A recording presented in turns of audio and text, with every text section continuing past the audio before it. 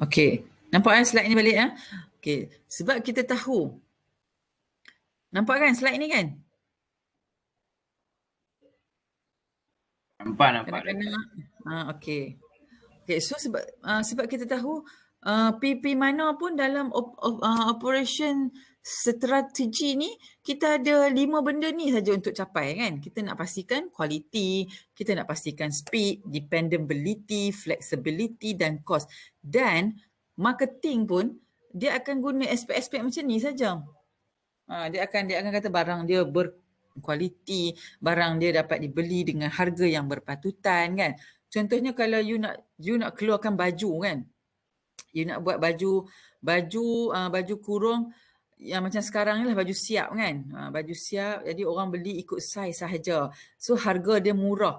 Cost dia very low kan. So kalau kita nak pastikan harga produk kita itu murah, kita kena tengok pada item cost kan. Kalau kita nak kurangkan kos, apa yang kita kena pastikan? Kita kena pastikan kita dapat supplier kita yang dekat kan, contohnya kan. So kita kena duduk dekat dengan supplier kita. Kalau in terms of speed pun samalah. Kalau kita nak make sure barang kita boleh supply dengan cepat, kita kena pastikan kita duduk dekat dengan supplier. So kita tulislah dekat kotak tu, kita kata located near the supplier contohnya. Kalau kita nak barang kita berkualiti, apa yang kita kena ada? Of course kita kena pastikan dari sudut kapasiti, kita kena kita kena pastikan kita ada enough workers yang ada skill contohnya, ataupun kita ada enough duit yang modal yang mencukupi untuk membeli bahan-bahan mentah yang grade tinggi contohnya. And then dan kita juga akan memastikan supply kita daripada sumber yang betul, sumber yang baik kan, sumber yang reliable, yang boleh dipercayai. Nanti kalau kita tak kenal siapa yang supply barang, nanti mungkin kita akan menghadapi masalah dengan bahan mentah ataupun macam-macam lah kan. And then kita kena pastikan, contohnya kita nak menghasilkan baju yang cepat kan, dari speed ni. Kita nak supaya bila customer order saja kita dapat hantar. So in term of process teknologi, apa yang perlu kita buat? Kita perlu menghasilkan, kita perlu ada mesin-mesin yang yang bagus, yang yang boleh yang kurang masalah kan. Maksudnya tak payah pergi servis selalu sangat. Jadi kita boleh pakai mesin tu dengan baik dan sebagainya. So matrix ini penting untuk you faham apa sebenarnya operation strategy. Kalau if you manage to jawab berdasarkan matrix ini, dan baru saya nampak yang you all faham. You all faham macam mana nak relate dengan operation performance dengan operation strategy. Apakah decision areas yang you all kena faham. Sebab dua benda ni lah yang akan you all belajar sampailah hujung semester ni. These two things saja yang you all akan belajar. Okay. So that's why I want to see how far you understand on these issues, on this topic. Okay. So setakat ni you all faham Faham tak saya explain tadi? You all nampak tak kepentingan matrix ni?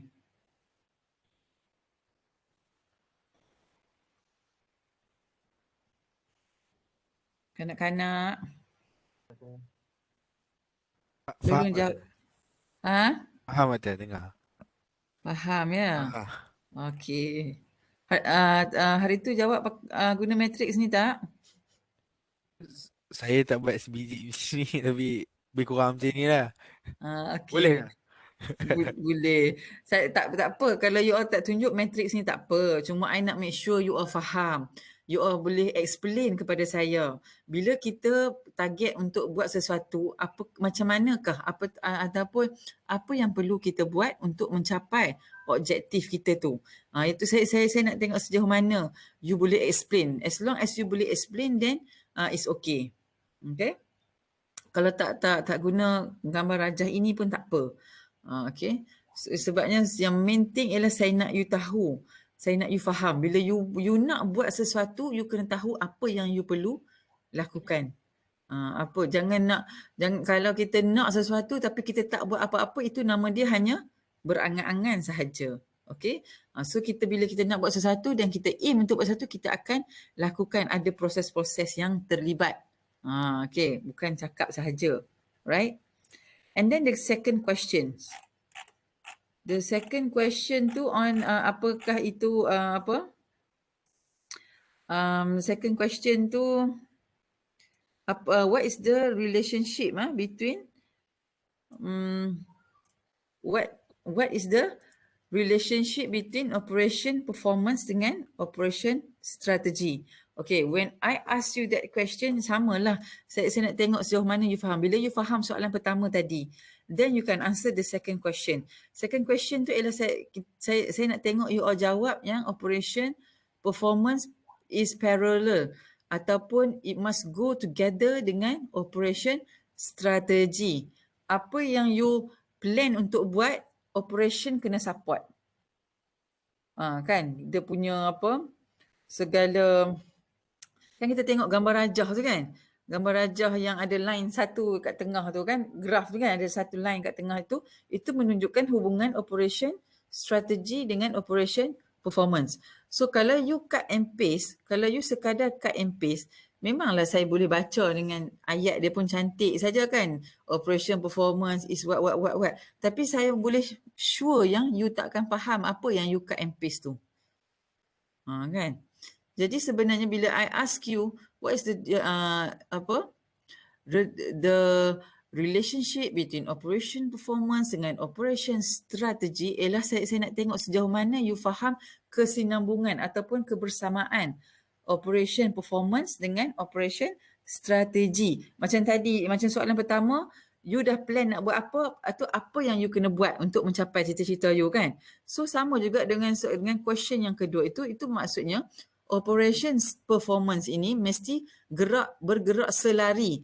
Operation, kalau kita tengok graf hari tu, kalau operation performance tinggi, then operation strategi pun kena banyak, kena maksudnya lebih long term lah kan, maksudnya lebih jauh. So dia bergerak seiringan, bukan selari, dia bergerak seiringan, parallel. So kalau you jawab dia macam go together ke, work together, ataupun you jawab is parallel to each other, ataupun itu semua, okay, saya akan bagi markah kat situ. Tapi kalau you just cut and paste sahaja jawapan daripada teks ataupun Google, saya tak boleh bagi markah yang penuh lah maksudnya, sebab saya tahu you takkan faham lah kan. So mengaku cepat, siapa cut and paste? Siapa yang jawab dengan bahasa dia sendiri? Saya rasa dalam slide yang 2 markah tu jawab yang tu je lah, tu ayat je lah. Macam tu saja. Just simple word. I just want to know sejauh mana you faham. Sebab tu saya go to mark saja kat situ.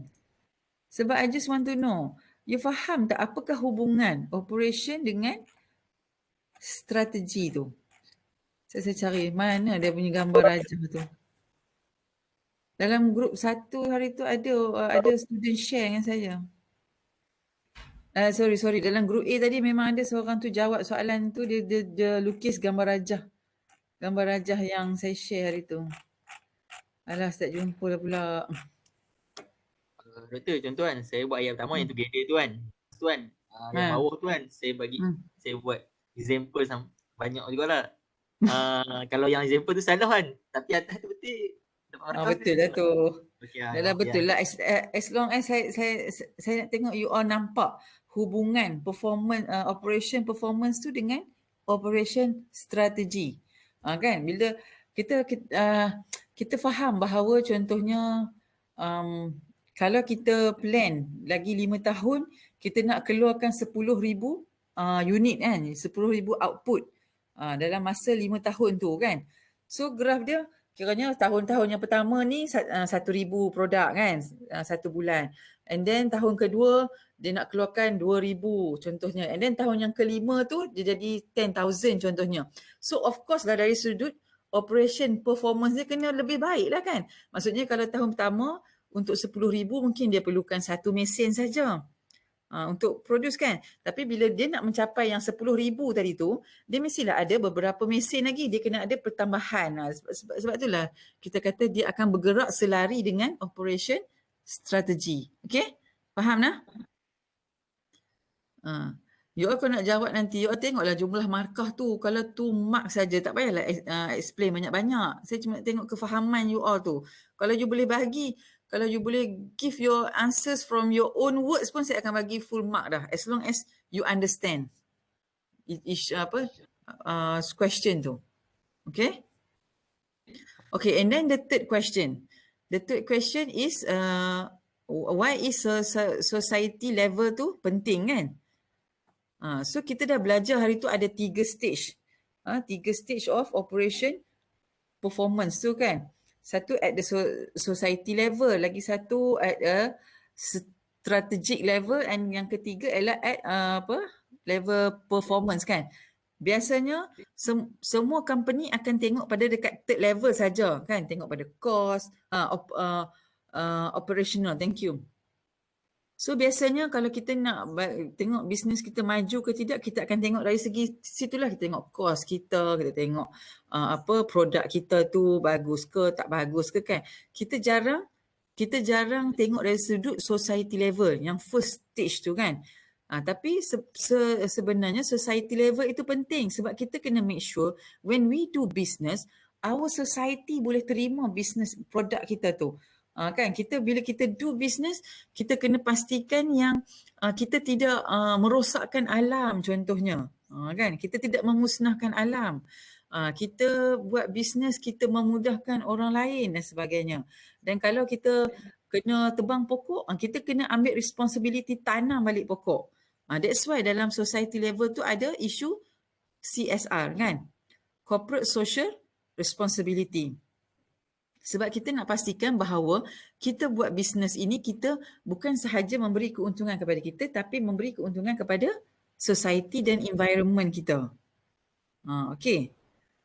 Setengah kalau bisnes, kalau biasa yang bisnes macam contoh, yang contoh saya bagi, contohnya bisnes apa yang kita tengok di India contohnya kan. Dia orang buat bisnes tapi dia orang guna label kanak-kanak sebagai buruh. Kan, Bapak ambil kanak-kanak bawah umur sebagai buruh. So dari sudut society level tu mereka tidak peka lah, maksudnya hanya memikirkan untung saja kan, sedangkan dia membuat penindasan kepada kanak-kanak dan sebagainya. So at society level ni sangat penting supaya kita buat bisnes tu dengan baik, dan bisnes kita tu bisnes yang orang kata bisnes yang baik lah, maksudnya kan, bisnes yang tidak membuat kerosakan kepada orang lain. Okay, that's why the important of society level tu. Okay, ada apa question? Ada apa question? Semua jawab betul ke? Semua jawab ke? Ada yang kosong saja ke macam mana? Betul. Okay, Alhamdulillah. Fidah jawab betul. Okay, good. Okay, the fourth question. Kalau if you are a boss kan, if you have your own business, what type of CSR yang you nak buat kan? Okay, yang ini basically semua orang boleh jawab lah. Okay, so based on apa yang you pernah tengok, apa CSR yang you tengok company-company dah buat kan. So tujuan I bagi soalan kepada you ialah untuk apa orang kata, untuk membuatkan you all rasa kepentingan CSR dalam hidup you. Okay, so when apa sahaja yang you lakukan, you kena fikir aspek CSR kepada community yang you tinggal. Tak kisahlah you duduk dalam company tu sebagai pekerja biasa ke, sebagai pekerja apa ke, tapi sekurang-kurangnya you kena fikir tentang kepentingan CSR tu. Okay, so bila you ada peluang nanti in future, bila you ada own your business apa semua tu, make sure you buat kerja-kerja CSR ni. Bukan apa, bila you buat kerja CSR bukan sahaja orang kenal produk you kan, malah orang akan berasa yakin, and then lebih berkat lah, maksudnya lebih berkat kan. Allah pun tengok kita buat benda yang baik kepada masyarakat sekeliling kan.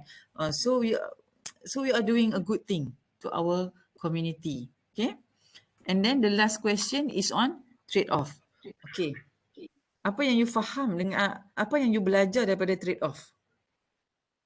Sebab mostly mesti akan jawab you pernah alami situasi trade off ni masa nak pilih kos, masa nak beli handphone contohnya, masa nak pilih antara masuk STPM ke diploma ke kan. So what do you learn from trade off? Can someone share? Buat pilihan yang bijak. Buat pilihan yang bijak. Itu adalah satu skill kan. Skill untuk membuat pilihan ataupun keputusan yang bijak. Lagi, apa yang you belajar daripada trade off? Buat keputusan ikut kemampuan. Buat keputusan ikut kemampuan diri kita sendiri kan. So bila you bekerja nanti, you have to make sure yang you boleh buat keputusan yang boleh meminimalkan risiko terhadap company you kan. Ataupun apa orang kata, bila kita nak buat proses membuat keputusan, itu adalah satu proses yang rumit lah juga. Bukanlah rumit sangat, tapi kita kena ada beberapa pertimbangan. Maksudnya kita tidak boleh simply buat keputusan. Kan, kita bukannya nak pilih sama ada nak makan nasi lemak ke nak makan bihun sup ke kan, tapi bila dalam bisnes kita akan membuat keputusan yang besar. Kan? Dan keputusan ini kita perlu kaji dulu sebelum kita putuskan kan. Kita kena ada knowledge, kita mungkin kena buat survey kan. Kalau kita tengok kalau dalam chapter slide, saya lupa nak share kat you all kot dalam slide tu, bila kita nak buat keputusan sahaja kita kena tengok tahap risiko, banyak mana yang kita rugi ataupun banyak mana yang kita untung, keputusan yang mana yang lebih menguntungkan dan sebagainya. So ada perkiraan-perkiraan. So dalam hidup you pun macam tu juga. Bila you kena buat keputusan, you jangan simply just buat keputusan.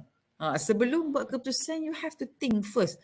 Samalah you nak kahwin ke, you nak pilih calon suami ke, isteri ke, ada banyak sangat keputusan-keputusan yang you kena buat.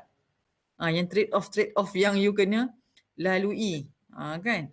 Bila you nak buat keputusan-keputusan. So, you kena ambil responsibility. Be a responsible person dengan apa yang you putuskan. Kalau you putuskan A, you have to be responsible dengan keputusan A tu. Kalau you pilih keputusan B, you have to be responsible untuk keputusan B tu. So dalam trade off ni, dalam operation, dalam subjek yang kita belajar ni, trade off ini konsep yang lebih besar lah. Maksudnya ia melibatkan keuntungan, rugi, melibatkan kos dan melibatkan sebagainya. Sebab itulah saya kata tadi, kalau kita tengok dalam bisnes, bila kita melibatkan trade off, kita kena mungkin buat survey, kita mungkin ada macam-macam lah cara supaya kita dapat buat keputusan yang mengurangkan risiko kerugian tu. Okay. Boleh faham tak? Faham tak? Boleh tak? Boleh ya? Faham betul. Faham, bagus. Alhamdulillah. Saya tak sabar nak marking you all punya paper ni. Sebab saya nak tengok sejauh mana yang kita faham kan, yang you all faham topik-topik yang kita dah lalui. Okay. Alright. Okay, so kalau semua dah faham, okeylah kita masuk sikit dalam chapter barulah. Untuk chapter baru, okay. So any question tak tentang assessment? Tujuan saya assessment 1 ni ialah saya nak tengok sejauh mana awak faham sahaja dengan term, sejauh mana yang you faham dengan apa yang saya sampaikan kan. Based on jawapan yang you bagi. Tapi kalau you cut and paste, memang saya tahu you tak faham lah. Sebab setakat cut and paste saja kan. Okay. Okay, tak apalah. Siapa yang dah hantar tak apa. Nanti kalau you rasa at the end of the semester nanti kalau nak baiki markah ke apa ke, you all boleh WhatsApp me lah. Okay. Alright. So kita kalau tak ada question apa-apa, kita masuk ke chapter yang baru Chapter supplier kan. Okay. Masuk sekejap, saya cari slide.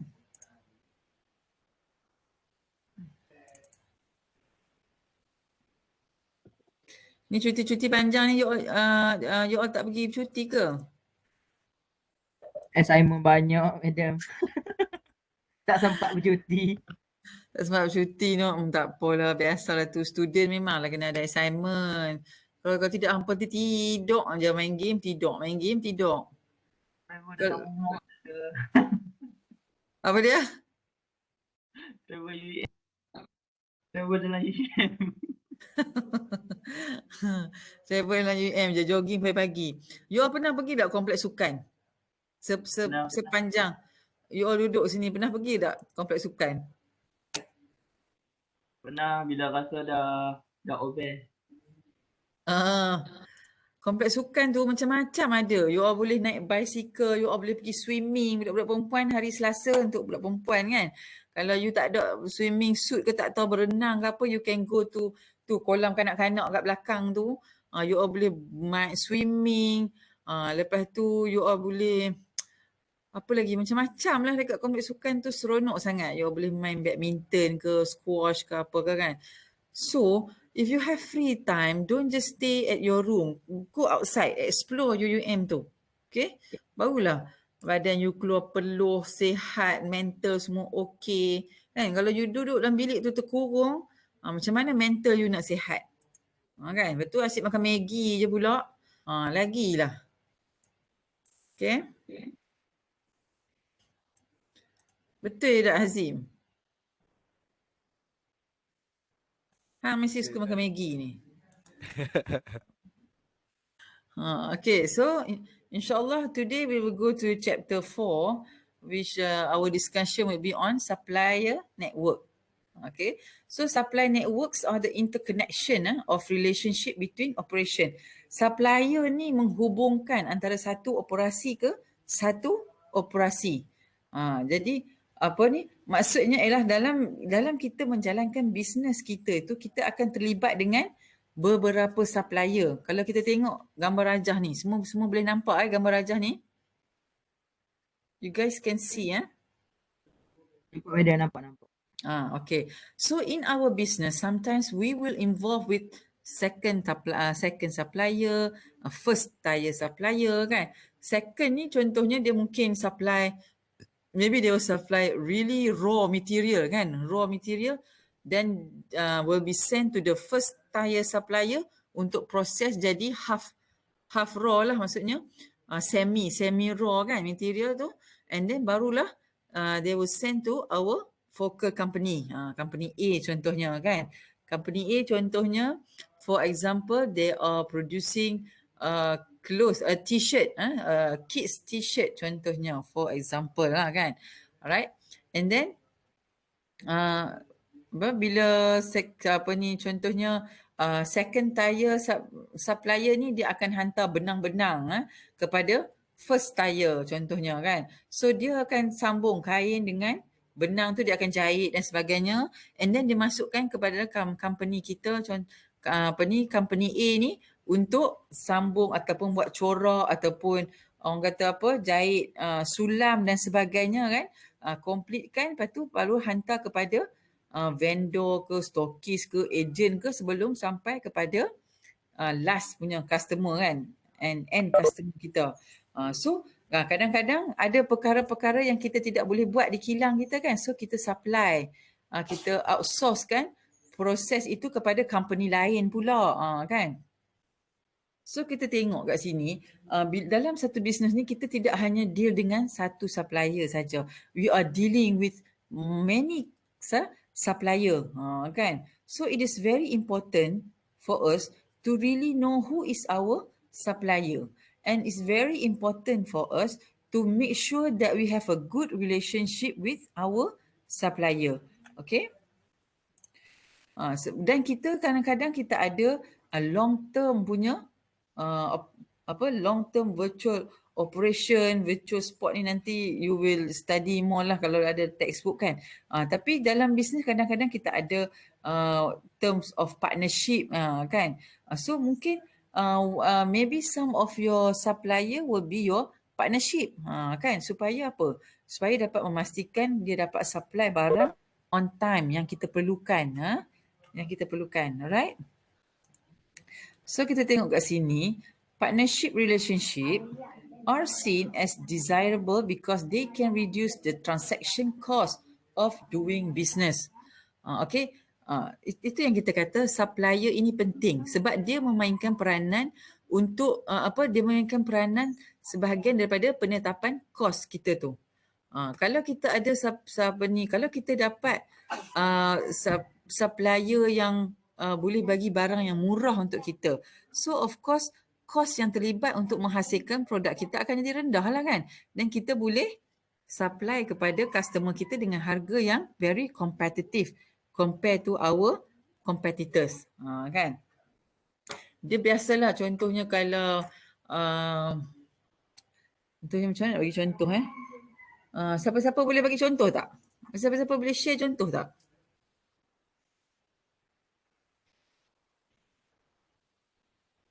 Boleh nak bagi contoh sebab apa pentingnya supplier ni untuk penting kepada kos pengeluaran kita. Siapa-siapa boleh bagi contoh?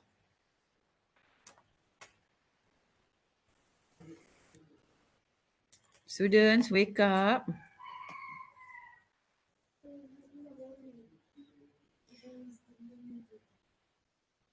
Students, wake up, student. Share your idea.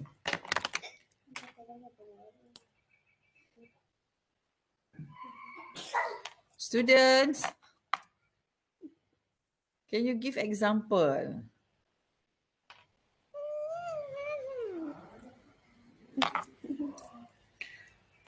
Okay, dia contohnya macam ni lah. Kalau you ada a lot of competitors, contohnya produk kecantikan kan. Because nowadays there are a lot of cosmetic in the market. Kita ada macam-macam brand kan, brand of cosmetic. So bila kita ada banyak competitors kan, macam mana kita nak compete? Of course kita nak compete dengan customer kita. Kita nak bagi barang yang lebih murah lah. Sebab customer bila ada banyak pengeluar, dia akan pilih produk yang lebih murah. Kan?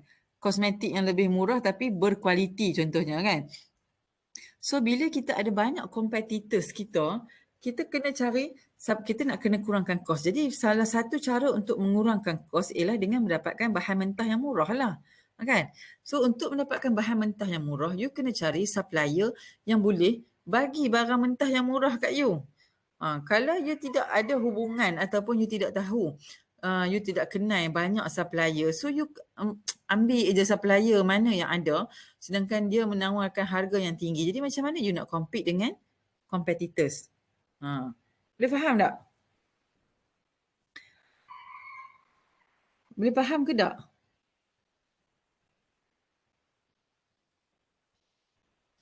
Ya Allah, tanya faham. Boleh tak? Boleh kan? Boleh. Kalau boleh. Ni kalau keluar soalan kuis ni boleh jawab ke tak ni? InsyaAllah. Boleh doktor. Nyampahnya aku dengar. Suruh bagi contoh tak mau bagi. Tiba-tiba faham. Macam mana nak faham kalau tak boleh bagi contoh? Okay. Itu adalah kepentingan supplier. Macam Faris kan. Faris buat apa? Pondok kayu tu kan. Kalau dekat Kelantan tu ada 10 supplier pondok kayu tu. Jadi of course lah saya akan pilih yang mana yang boleh bagi dengan harga yang murah kan. Jadi you sebagai pengeluar, sebagai owner, kena cari siapa yang boleh supply kayu yang murah dan berkualiti. So jadi sangat penting untuk kita mendapat supplier yang baik untuk kita punya bisnes tu. Okay. Elements, kita tengok element of process partnership. Okay. Ini adalah perkara-perkara yang kita perlu pertimbangkan lah untuk menjaga hubungan kita dengan supplier kita, rakan kongsi. Kita kena anggap supplier kita pun kadang-kadang sebagai rakan kongsi jugalah. Okay. So kat sini kita tengok ada dua bahagian, attitude dengan action. Alright. So dari segi attitude dari segi attitude kita kena ada trust. Kita kena ada trust dengan supplier kita. Kita kena percaya dia. Ni sat lagi dia dah mai hantar barang duk bergaduh kata you tipu lah dan sebagainya kan. So in such way kita kena trust dia. Kalau kita tak trust nanti kita keep on changing kita punya supplier. Kerap bertukar-tukar. Dan dia akan menimbulkan masalah. Alright. Long term expectation. Okey, bila kita berurus niaga dengan seorang supplier ni, kita kena menjangkakan yang hubungan tu akan last long. Long term expectation. Kita kena jangkakan yang kita akan berurusan dengan dia lama. Macam you lah kalau you plan nak mengurat ke siapa-siapa kan, mesti you akan aim ini untuk long term punya relationship. Takkan nak kenal sehari besok clash dan sebagainya kan. Jadi bila kita dah set tu, kita aim dah untuk long term. And then joint learning. Maksudnya bila kita dah set produk kita kena capai standard A contohnya, kita kena pastikan supplier kita pun tahu kehendak kita dan tahu macam mana nak menghasilkan produk yang standard A tu. Kalau tidak tahu, mungkinlah kita akan pergi kursus ke kan, kita bawa supplier kita kursus sekali supaya dia pun tahu macam mana nak menghasilkan produk yang macam ni dan sebagainya. Okay? Sharing success. So kita share kejayaan kita. Barulah supplier kita seronok berurusan dengan kita. Ni bila kita kaya, kita berjaya buat sale banyak-banyak, kita tak bagi pun apa-apa dekat supplier kita. Kita tak menjaga hubungan tu. Kita tak bagi hadiah ke apa ke kan. Macam itulah multiple points of contact ni. Multiple point of contact ni kita make sure kita kenal ramai orang dalam bisnes kita tu supaya kita tak bergantung. Kita tak bergantung kepada seorang supplier saja. Kalau kita bergantung kepada seorang supplier saja, kita akan menghadapi masalah lah kalau dia shut down ke, kalau dia breakdown ke, kalau dia upside down ke apa ke, kita tak dapat barang. Okay? So kita kena kenal ramai, kita kena kenal ramai yang boleh membekalkan barang-barang kat kita, bahan mentah pada kita. Okay. And then kita tengok dari segi action kita. Apa yang kita perlu buat untuk menjaga hubungan yang baik dengan supplier kita. Kita kena join problem solving contohnya. Join problem solving ni contohnya macam mana? Siapa boleh bagi contoh? Siapa boleh bagi contoh macam mana join problem solving ni?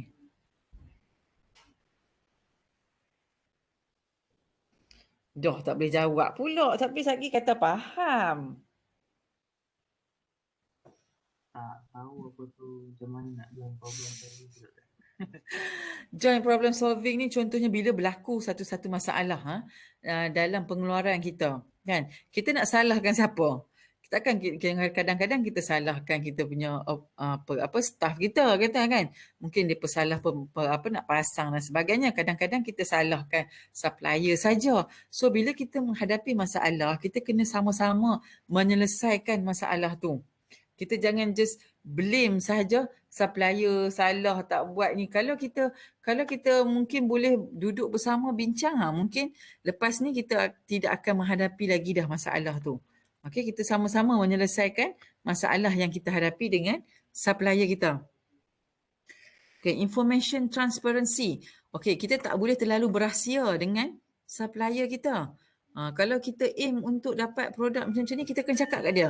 Kami nak keluarkan barang yang macam ni. Jadi supplier kena supply ikut spek yang kita nak. Kita kena bagi tahu dekat supplier kita. Kita tak boleh berahsia sangat. Contohnya kita tak mau orang lain tahu kan. Kalau company kecil-kecil tak apalah, you tak share rahsia apa-apa kan. Tapi untuk company yang besar-besar, you tak boleh be too secretive. Okay. Alright. So untuk hari ni saya rasa yang itu saja. Untuk hari ni. Hari Rabu ni kita akan sambung. Sorry. Hari Ahad depan. Ni hari Rabu dah kan. So untuk Ahad depan nanti kita akan continue lah dengan chapter supplier relationship ni. So setakat ni ada soalan tak yang you tak faham? Apa yang you tak faham? So setakat ni lah, cuba you tulis dekat chat box tu. Setakat kelas hari ni, apa yang you faham tentang supplier ni?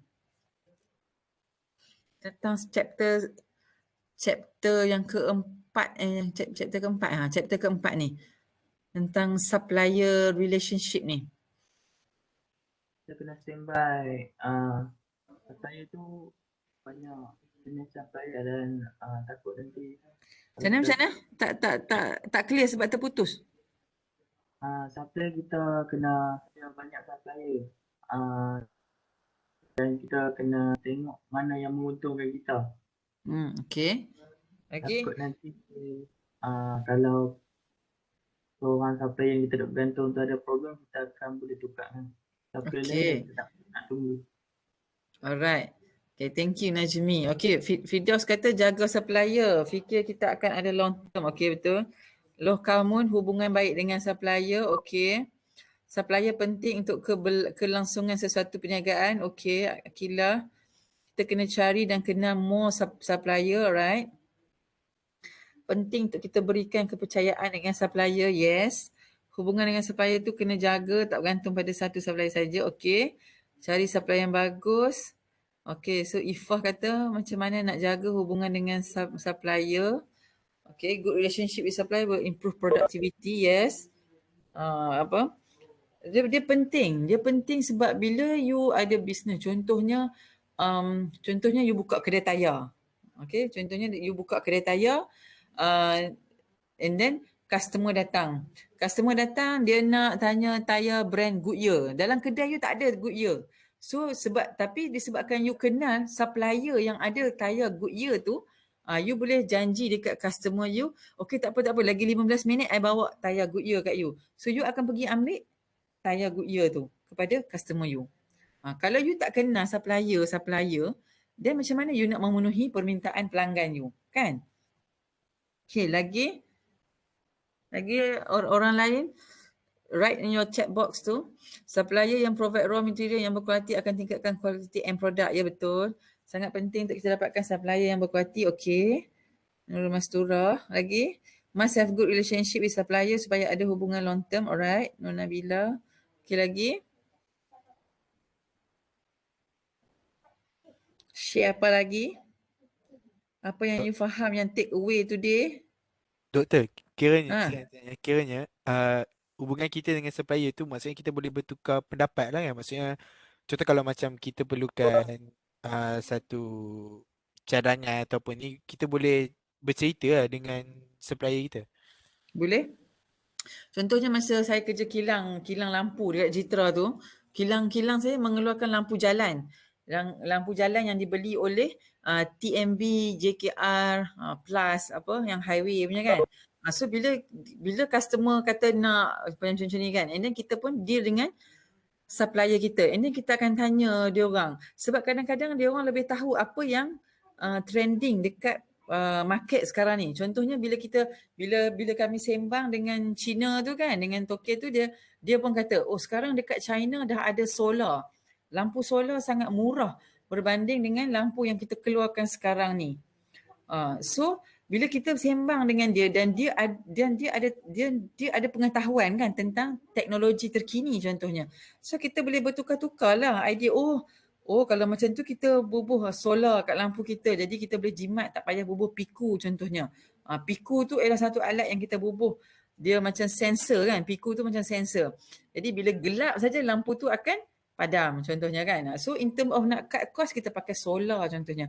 So kita boleh always exchange our knowledge and our expertise dengan supplier kita. Sometimes they know better than us. Okay. Alright, siapa lagi ni? Nabila, must have good relationship. Okay, penting. Aini kata penting untuk kenal supplier so that kita boleh make price comparison. And quality. Betul. Kan kita boleh tahu kadang-kadang dia duk bohong kita, kata barang dia elok dan apa sebagainya, sedangkan ada yang boleh supply yang lebih baik untuk kita. Kan? Lagi? Ada soalan lagi? Ada siapa nak share lagi? Tulis. Berkongsi pendapat dan kejayaan dengan supplier to boost relationship. Yes. Kadang-kadang itu sebab bila Chinese New Year contohnya kan, bila masa kerja kilang, bila Chinese New Year, kita akan bagi hamper dekat supplier kita contohnya, supplier bagi hamper dekat kita kan. So itu untuk kata apa, untuk share the prosperity tu. Okay. Healthy supplier relationship is that you can gain better value for your business. Okay. Shantini, thank you.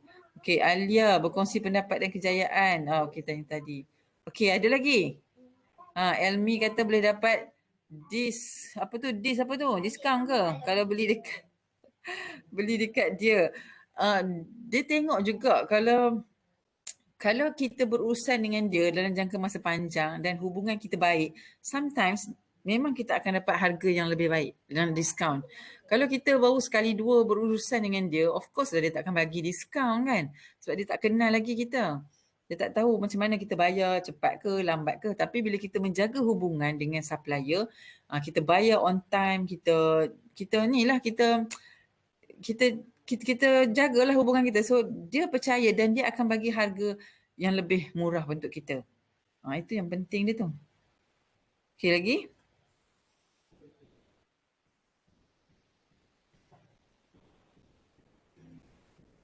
Okay, selain pada Elmi Zaini, yang lain-lain tu?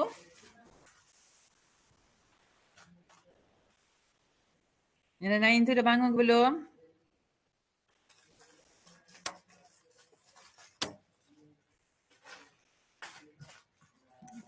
Procurement agreement kena runding betul-betul. Yes. Documentation sangat penting. Kan, method of payment, macam mana nak bayar. Kalau reject, macam mana boleh refund balik duit ke tak. Itu semua dalam agreement. Sebab tu kita kena tahu dan kita kena buat pilihan yang betul. Okay. Alright. So kalau tak ada apa-apa lagi, I guess we stop here. Thank you very much to our Indian friend. Happy Deepavali tomorrow. Okay, enjoy your holiday, enjoy your weekend kan. Manage your time. Kalau you kata ada banyak assignment, manage your time, bangun awal, buat waktu solat, waktu buat kerja, kita buat kerja, insya-Allah kita tak stres dengan assignment kita tu. Okay. Alright. So I guess that's all. Thank you very much. And Assalamualaikum. Thank you, Doctor. Yeah.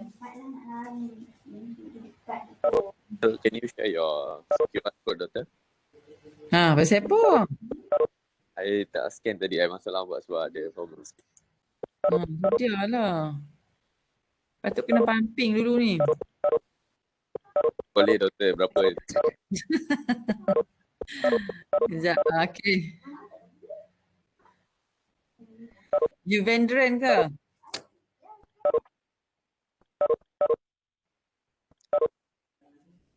You veteran ke tadi yang lambat tu?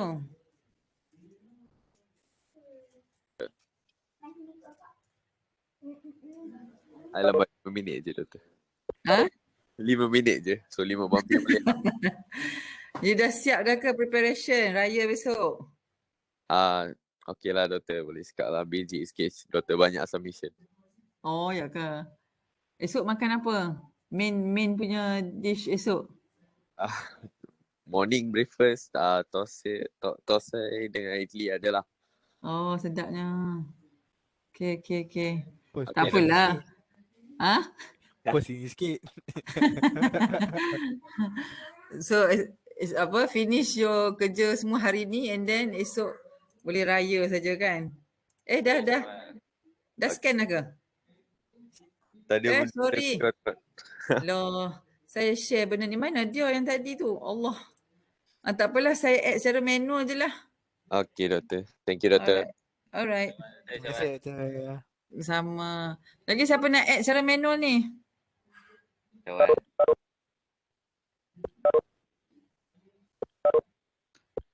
Siapa yang nak add lagi? Saya. Nama siapa saya tu? Syawal. Okay. Ni lagi 4 ni masuk kelas ke tidak ni? Amirul Syafiq, Musyah Halidan, Asirah dengan Atika Maisarah.